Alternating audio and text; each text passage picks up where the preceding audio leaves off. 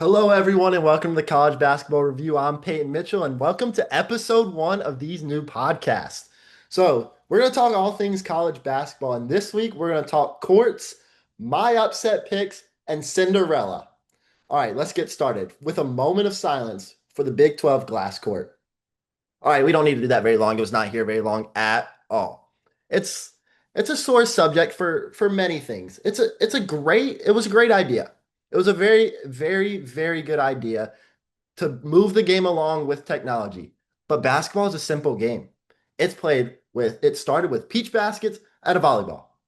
That's very simple. It doesn't need all this technology to be played. It can be played out on the street right now. I can play it in the pool. I can play basketball in the pool, shooting hoops. We see it all the time. So technology on the court, not 100% needed. Let's talk about what was good with it though. I loved the fact that they could put stats on the court while they were shooting free throws. And when they went to break for commercials, they played the rollouts on the court. By far, that was the coolest thing with the court. And the fact that they could change the design however they wanted.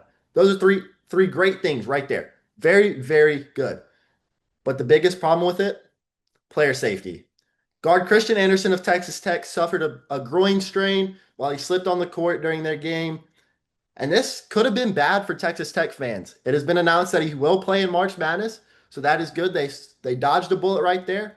But player safety is the one thing that courts you got to keep, and you can't change it. It's what it has to be. They said they were going to be slip resistant.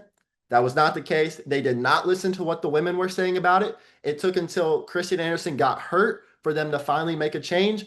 But good for them that they made a change once the player finally got hurt. But does it really need to happen to where they have to get hurt? Or can we listen to the complaints beforehand before it gets to the part where they get hurt? Because that injury, like I said, could have been way worse than what it ended up being. And it hurt Texas Tech in the end in the time that they are playing for a conference championship.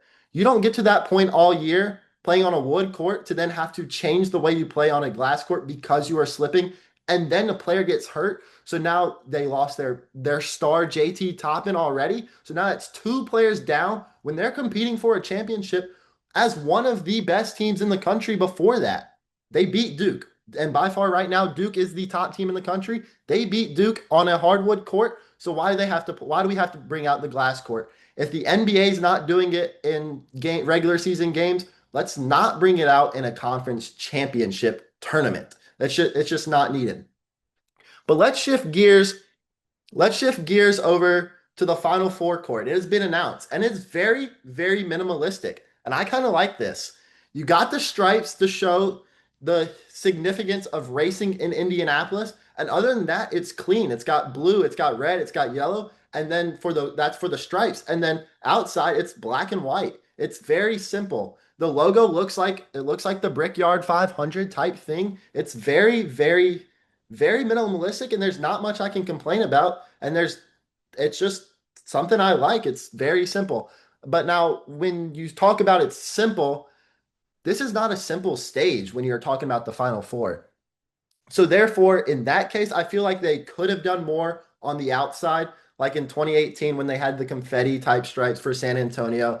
They had other stuff like in Phoenix in 2024. They had the Phoenix Aztec kind of pattern, which was very cool, and it added something. The one stripe they have kind of through the middle, not through the court, but through the baseline. That's a diagonal stripe. It's very clean, very minimalistic, but I think when you talk about the Final Four, you want to see a little bit something more with the paint job. But other than that, hey, you can't complain about minimalistic. It's what it needs to be. It's perfect.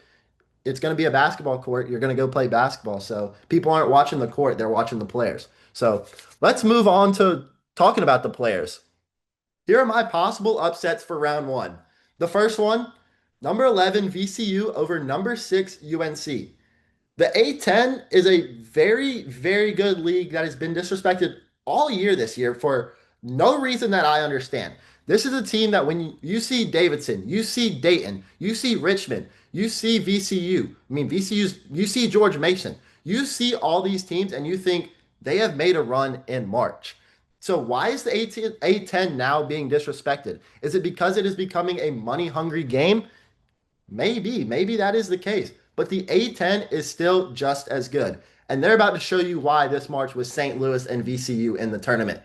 Now, the reason why I have VCU winning against UNC is the absence of Caleb Wilson. He averages almost 20 points per game and is an All-American and will be a top five draft this upcoming NBA draft. So outside of that, I don't see where UNC just has the firepower to get over VCU and get the job done. VCU's coming in to maybe be Cinderella. They have everything's on their side. They have no pressure. UNC has all the pressure being a big name school without your top player. It's not in the cards. Now, my second pick is number 11 USF over number 6 Louisville. This is what March is about right here. All about stories and finding Cinderella. You got Brian Hodgson coming to Buffalo of Western New York, where he's a native of, for his dad to see him coach for the first time. Now, that's not the only reason.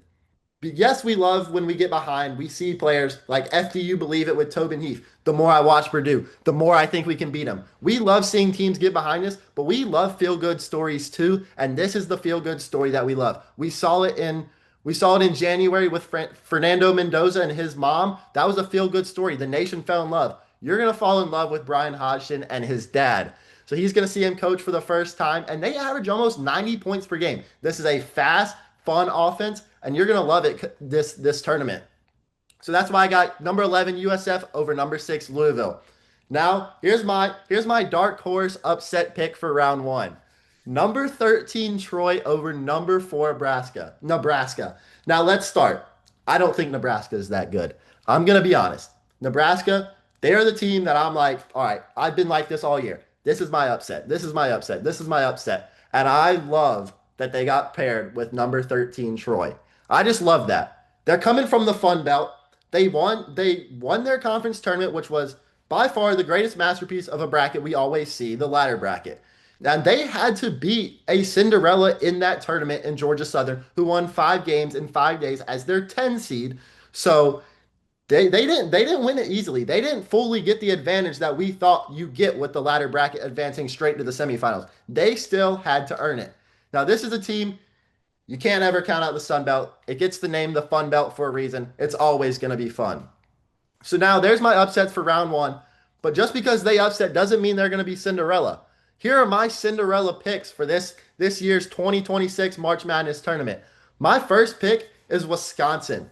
They're coming out of the West region, and they just lost their last game to Michigan by 3 in a game they 100% should have and could have won.